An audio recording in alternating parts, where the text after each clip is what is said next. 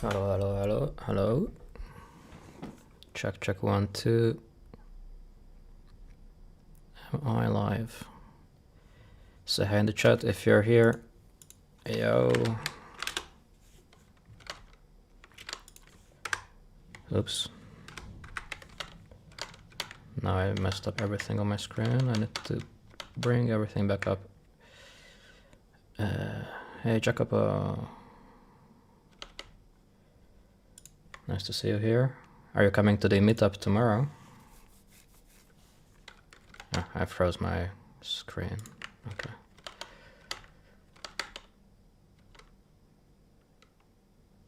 Nice. Hey, Alexei. Straight from the next room.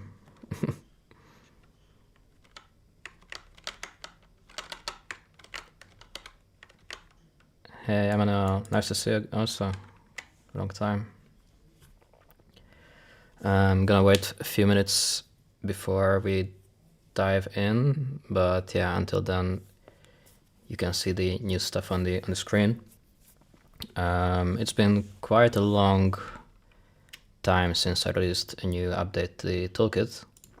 I will just show you the number of commits that I made in the past, I don't know, few months. So I can just keep scrolling, and yeah, there's been quite a lot of updates.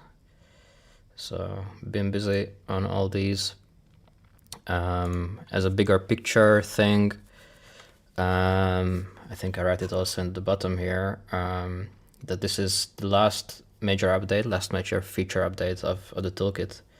I'm planning to refactor the whole thing and make it much more open for other creators also to mod the UI of the designer, because there's more and more stuff coming. Hey, Willem, no, you didn't. So yeah, there's more and more mods and tools coming out in Touch Designer, and I think we should have a common framework, and I will be working together with other tool builders, creators, Wieland also, to try and define something that suits everybody and doesn't cause any conflicts within tools. So there's a lot of considerations there that we need to take, and yeah, I hope that this toolkit can be like a new framework in the future. Hi, Reka. All right, I think I will dive in now. There's quite a few people here. Let's see the new features. So I will start with my favorite one. Okay, wait, one step back. So the new version is out. What does it mean actually that the new version is out? You can go to my GitHub page. The link is in the description, and then you can go to releases here on the right, and then download either the TOW file, which is a TOW file that already contains the toolkit, or just download the docs and drop it onto your default startup file or whatever. So that's how you get the toolkit. And then once you open the default TOW file, this is how it looks like. It's just a default render network, but it has the toolkit already inside. If you already have a default project file, or you already have the toolkit in one of your project files, this question mark icon up here will turn yellow, indicating that there's a new update. And if you left click it, then you can update the toolkit directly in your TOW file. So that's the easiest way, I would say. Okay, and once you get that, what's new? Not much, seemingly. Like on the toolbar, there's no new icon, but there's a lot of new features there. But I will start with my favorite, which is Borderless TD, and it's about this thing up here, this Windows title bar. I hope you can see it on the stream. So it was always bothering me how it takes up so much screen space, and there's now a new way to get rid of it. Only on Windows though. I think on Mac it's not even an issue. So F7 will get rid of that title bar up there, so already a much cleaner look. Hey Pao. And also Alt F7 will get rid of the the timeline, because a lot of times you actually don't need it. And then we have much more screen space. Like, just compare it, this versus this. Like, I think we gain like 10% of our screen or more back. So there's some considerations still to be taken. And I took those considerations. For example, the title bar showed the project file that you are working on, the name of it.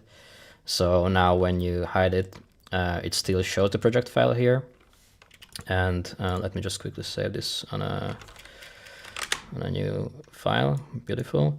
So if I make any changes now, it means that this little asterisk that was showing in the past here, showing you that you modified your file without saving. So that's also shown here and also here.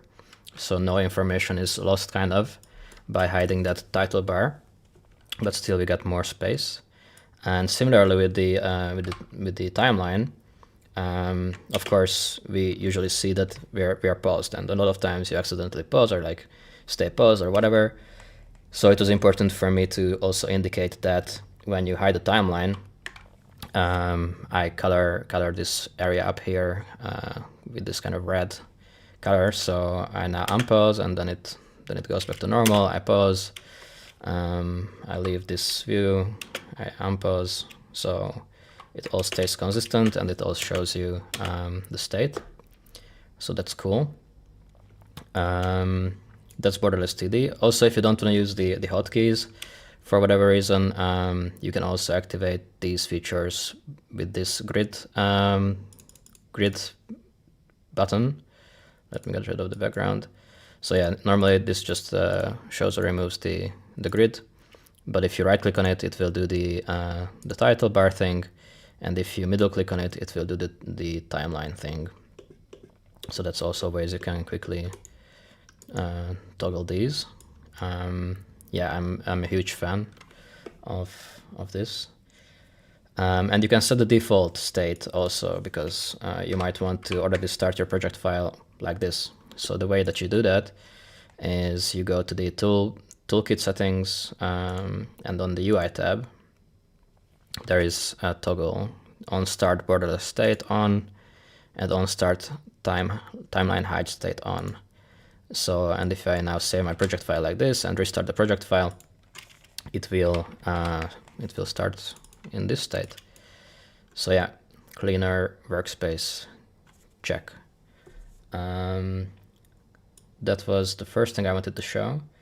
And then I'm gonna drop a big bomb, and also again, this is Windows only, but something that has been on my mind, and also it's really funny because I was thinking of implementing this feature, and then Lake Hackerman came and said, hey, like, can you implement this? And then .simulate, aka Lyle, implemented this feature to the toolkit.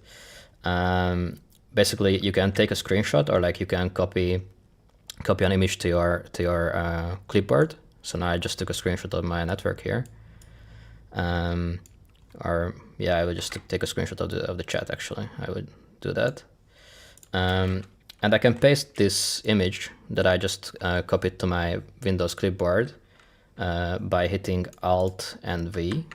And if I do Alt and V, this pops up, and then it shows an option, like 3 options, how you want to paste the image. The first option is as a file in. So when I do that, no, okay, this is going to be one of those things where, okay, it's down here. So it should actually take the position of the mouse anyhow. Yeah, I pasted this image, and then it came as a script job, so I can directly paste as a locked script top, into my network. And I just need to check something quickly. Assets, clipboard images, okay, it's somewhere. So yeah, in this way I was able to paste an image directly into Touch Designer. Let me see, because I'm missing something. When I do it, the file in, okay, this is broken. So it should actually, I will fix this. It should actually paste as a movie file in, and it will save the image into your assets folder. As I said, I will just quickly fix this afterwards, and it will reference this this external file, so it doesn't have to be like a logged top file. And the third option, and I hope this will work, is as an annotate, and that works. So you can just paste it as an annotation in your network also, which is fine. I'm just double checking something. Give me 1 second, because it's a little bit suspicious. But no, it should work. Okay, I'll check that. Anyhow, that's a big feature, I think. Something that's been missing in Touch Designer.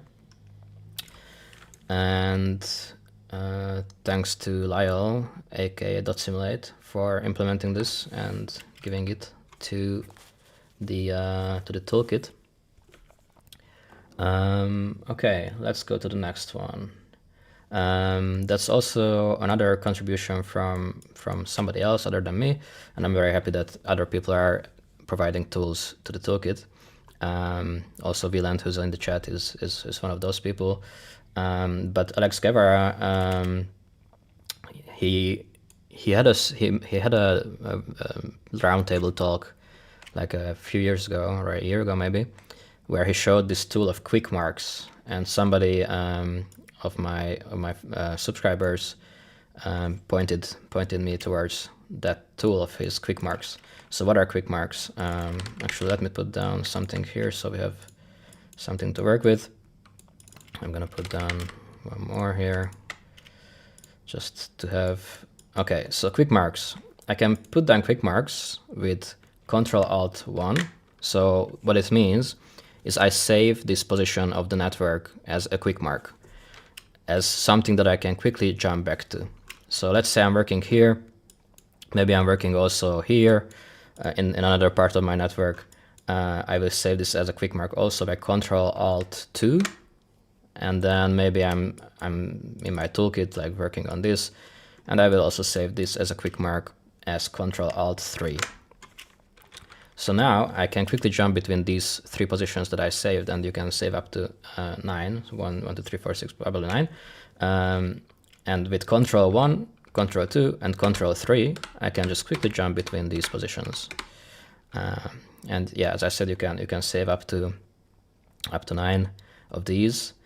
I think it's quite cool to be able to do this. Obviously, you would be able to do something similar with the layouts up here, a built-in Touch Designer feature, but it's a little bit more slow, and it also messes up your, like, it saves the pane settings of the layout. So if you have like a split pane and such, it also recalls those, but sometimes you just want to jump between positions. Does this work between up and down, inside bases? Gibberish is asking. Yes, this works anywhere.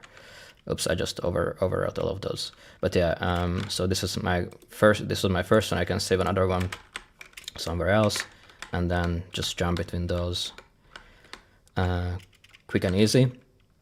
So Control Alt and number was the saving of a quick mark, and Control number was the recall. You can also just delete a quick mark by Control Alt Shift and the number. So now I just deleted quick mark 1, so I cannot recall that anymore. But this is all in the documentation. Okay, so yeah, thanks a lot to Alex Guevara for this tool. It's super nice. Let's move on to the next one. This is a big favorite of mine again. It's called Quick Collapse, and what it is basically when you want to collapse this down to a base comp, normally you would right-click, collapse selected, right? And then that does the collapse for you, and then you have to go in again, and it's always naming it as base 1. I thought this was a bit too many steps, and you do this a lot, or you should be doing this a lot normally. So I created a new hotkey, which is Control W, and Control W will just in one click do all these things for you. So it collapses the network and already goes inside, and it's right under your hand, Control W, and you can just spam it, and then it does the thing. You can also undo it, obviously. But then I was thinking, okay, you collapse it, but then you want to rename the base comp a lot of times. So why don't I just build a little menu that pops up whenever you want to rename also your base comp? And also something that I do a lot, and I suggest people doing a lot, is using parent shortcuts for your base comps. So if I want to do that, I can just hit Control-Shift-W, and this will open up this little window. Then I can name this render, and that will rename the base comp that this is getting collapsed to, and also give a parent shortcut name render to it. So I can hit OK, and now this is in a base comp that is render, and it has a parent shortcut render. So what it means is, if I want to expose a parameter or something like that, by dragging it onto this little diamond button, which is a big favorite, it will refer to the parent.render instead of the parent parentheses. And just a small lesson here, and I talked about it in my last video, why this is good. If I collapse this further down into another base comp, so now we are project 1 render and then another base comp, then this bind, this expression didn't break, because we are always referring to parent.render. So yeah, Control-Shift-W is a quick way to create custom base comps, yeah, like this. And you can just hit enter also, so super quick. Wieland is saying in the chat, I highly recommend checking out async IO by the way. It makes stuff like placing OPs or waiting panel windows. Yeah, I will definitely get into async IO. It's been on my list of to-dos. Okay, but that was quick collapse. Control W or Control-Shift-W. The next thing that I want to show, and let's stay with this thing, this example here, is something that I call custom parameter customize. Beautiful name. But what it is basically the same thing that you do by promoting a parameter to the parent. So, you know, normally you would maybe open up the component editor, which you can do by right-clicking here.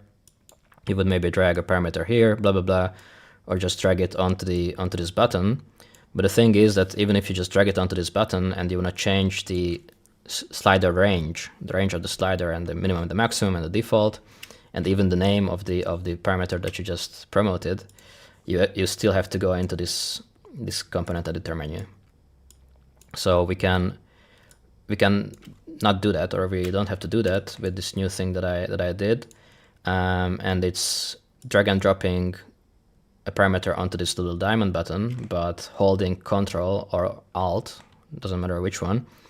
And if I do that, then this promote parameter window comes up, and I can rename this to I don't know, sub scale or something. I can rename the parameter name itself also, so I can say, okay, this is my sub scale now, and it always fixes itself, so it's conforming to the parameter naming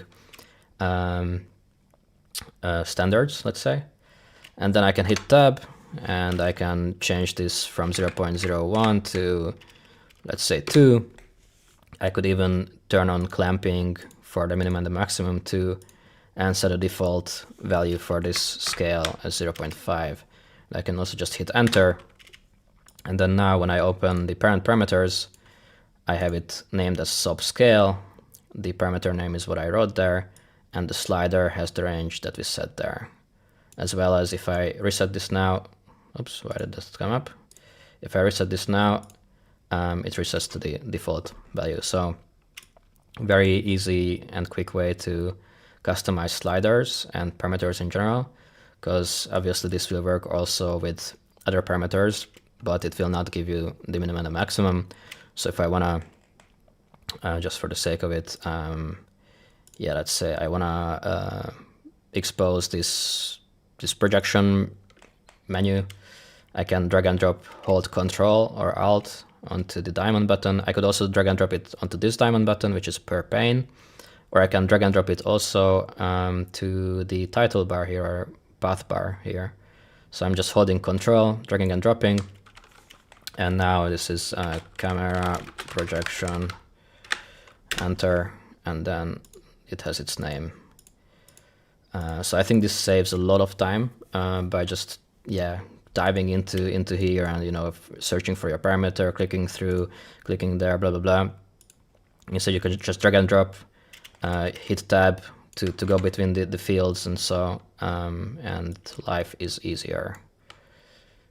Beyond is saying, proposal, when dragging a table onto the diamond, create a menu bar that is using TD par menu on the table. That is a very nice idea.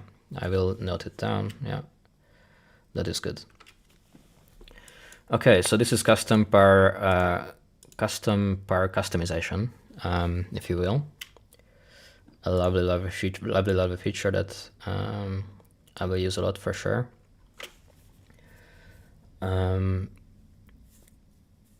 And then what is next? We don't have a lot left. I mean, actually, we have quite a few things. Jacopo, who's in the chat, has asked for a feature that I haven't met this issue before, but I believe it exists. I also don't use MIDI too much, to be honest, not to the extent that Jacopo is doing.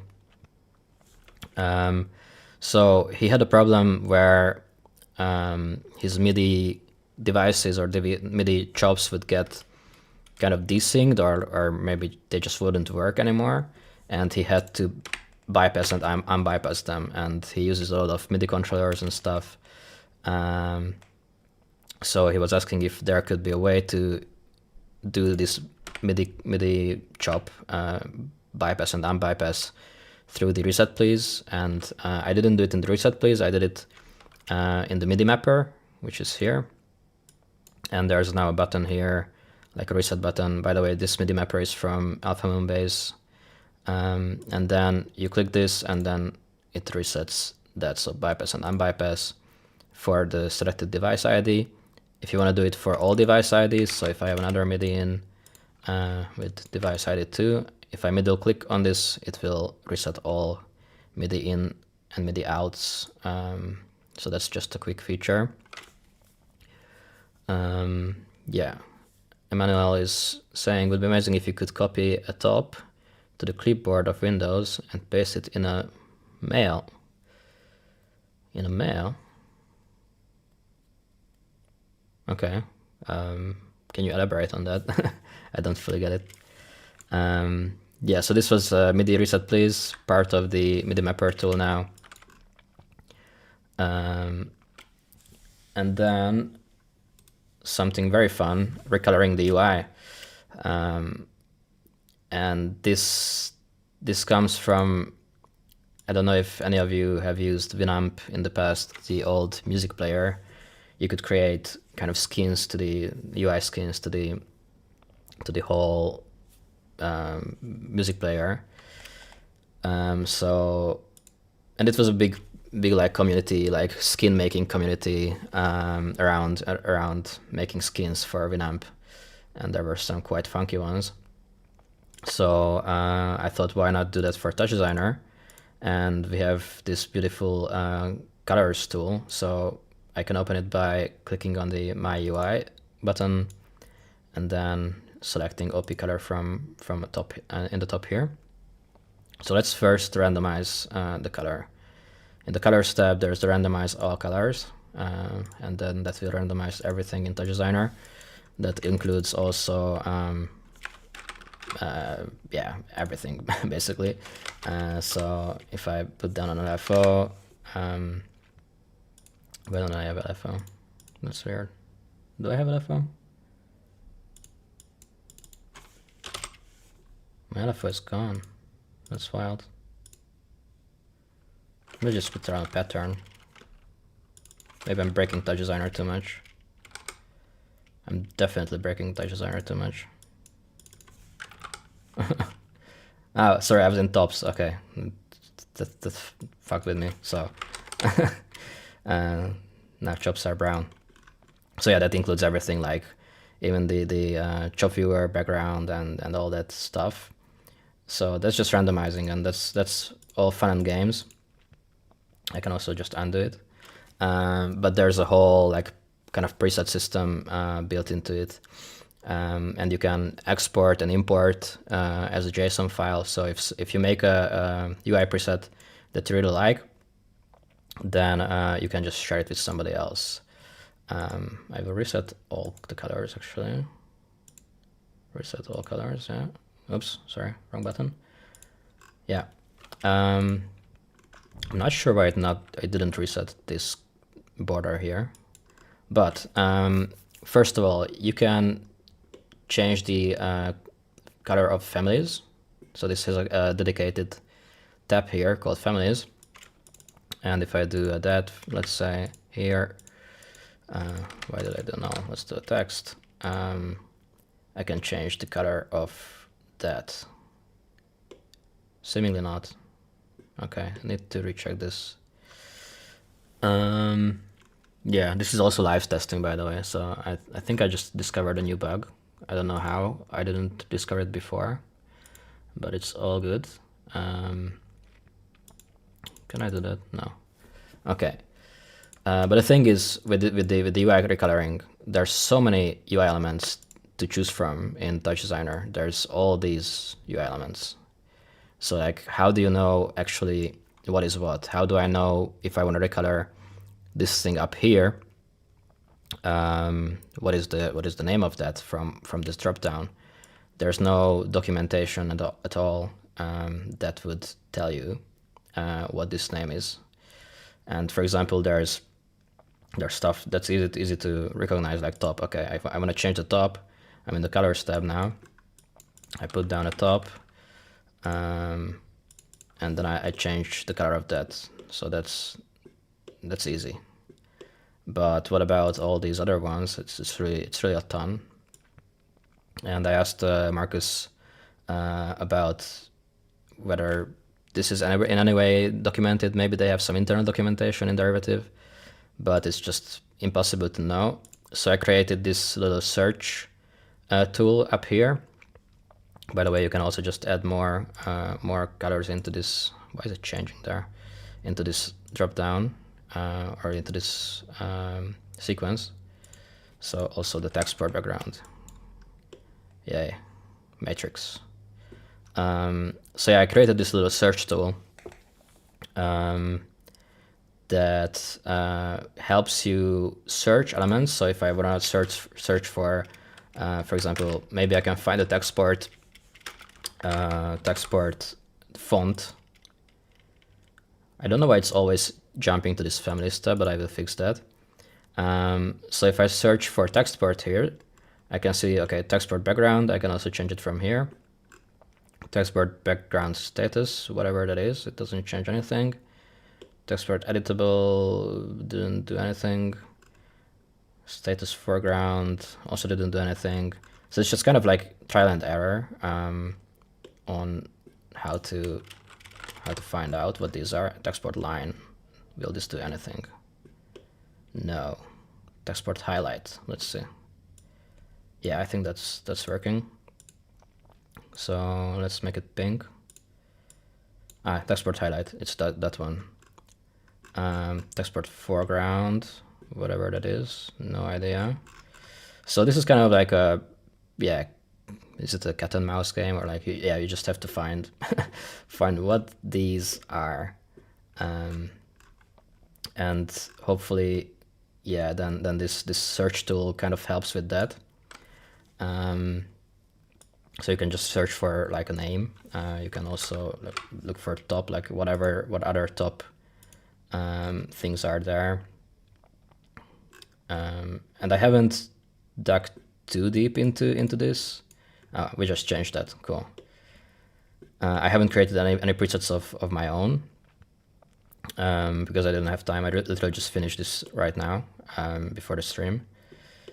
But the thing is, okay, now I found some cool like, yeah, values. Let's say like, okay, I want to save this into my colors preset, and the colors preset is always the list that is shown here. So this is something that gets saved or can get saved or exported into a JSON. So this is kind of our database, and this search tool is just something to jam on and look for things.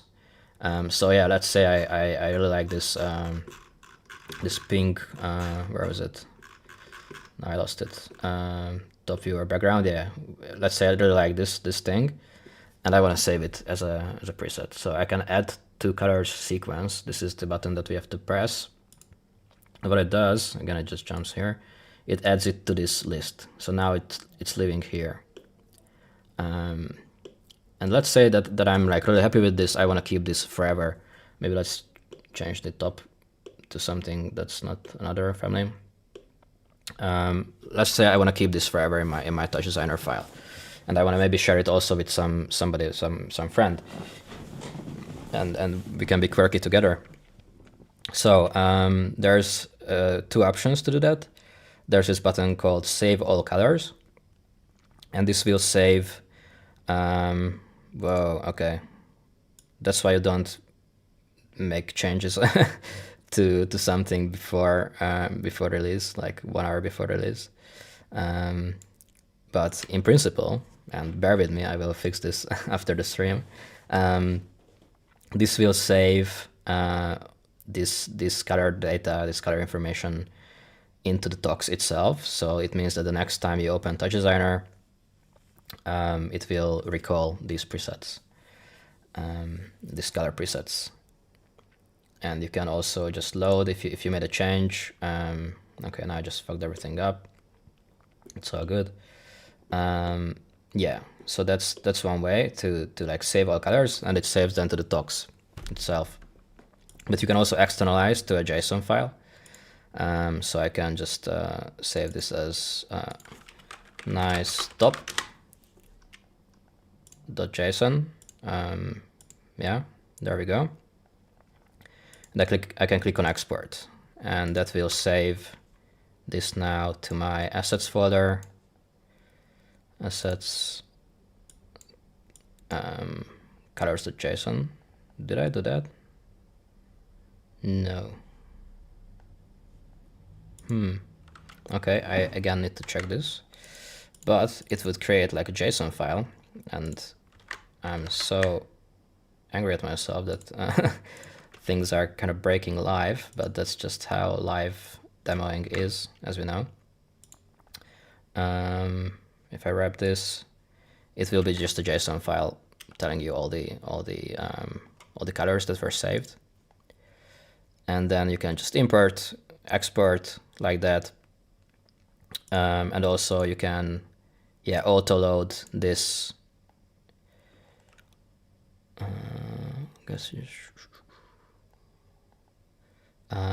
You can also auto load this on startup, so that, yeah, when you start up Touch Designer, it will load.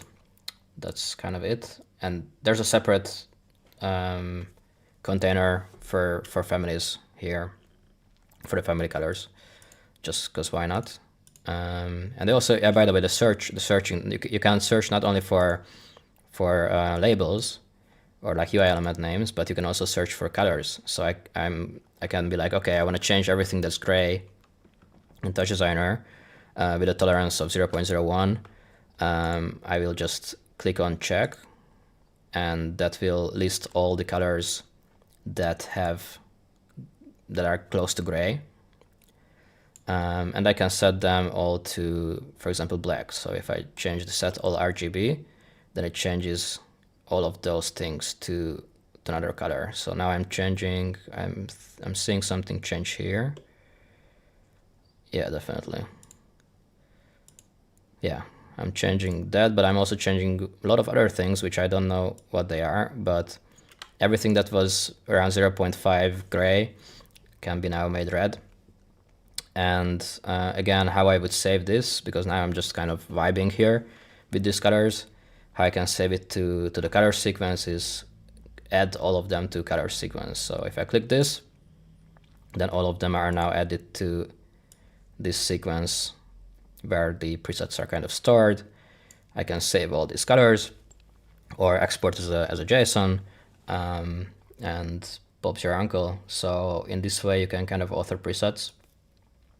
I think once I fix this tool, which is going to be soon, I will make a separate video and make some funky presets to kind of show that we can get more funky with Touch Designer, even more funky. So yeah, that's kind of the colors tool. Now I just messed it up with all these last minute changes that somehow, yeah, messed other things up. But they should be easy to fix because they used to work. Yeah, and I think those are the main new features that I wanted to cover. There's also a few minor features or minor improvements. For example, there used to be a conflict with RayTK's hotkey, one of RayTK's hotkeys, which was Alt-R, which I think for RayTK it would open up his menu, his operator menu. But in the case of the toolkit, it would randomize a slider or like any parameter value. So if I hover over and I hit Alt-R, it will randomize. But yeah, this was a conflict with RayTK, so that was a bummer. And now if you have both RayTK and the toolkit, then it will tell you, hey, there's a hotkey conflict, and you are given the option to change the hotkey of one of the tools.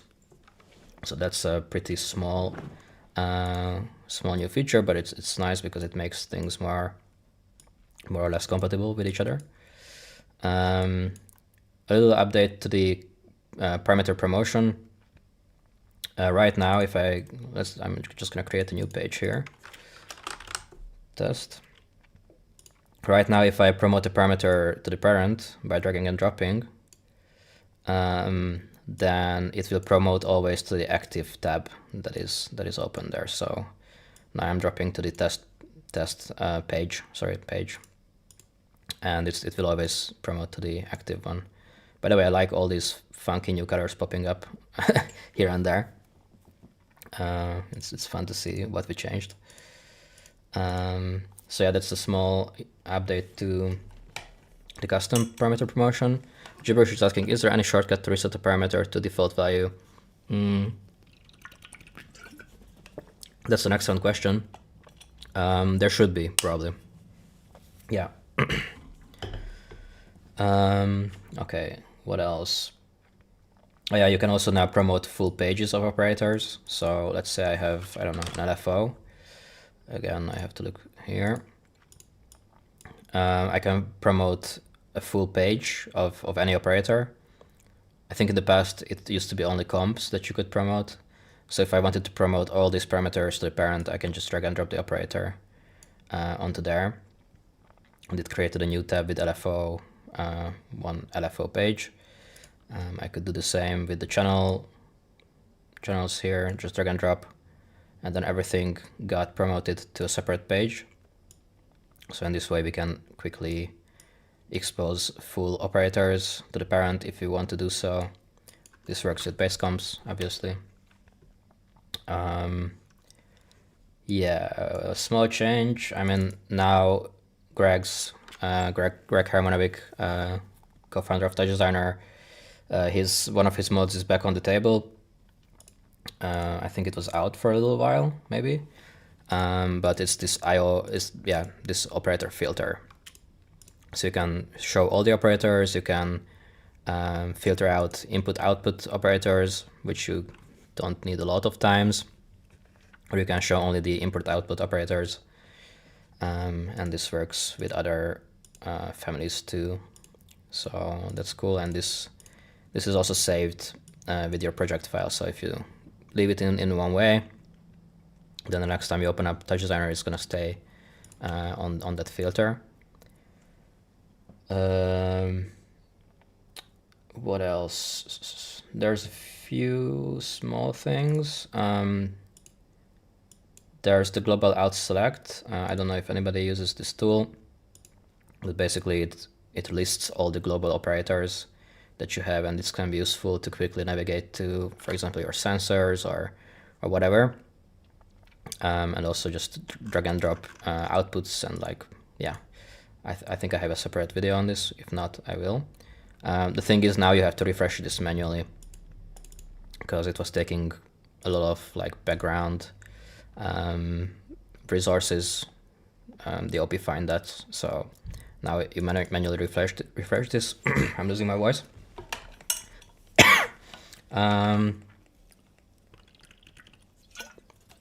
Yeah, I should like end the stream with a banger, because we basically ran through all the new features.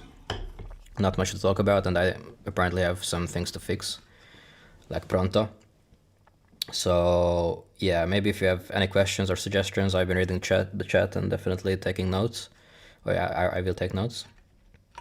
But yeah, if you have anything to say or suggest or whatever, then yeah, let me know.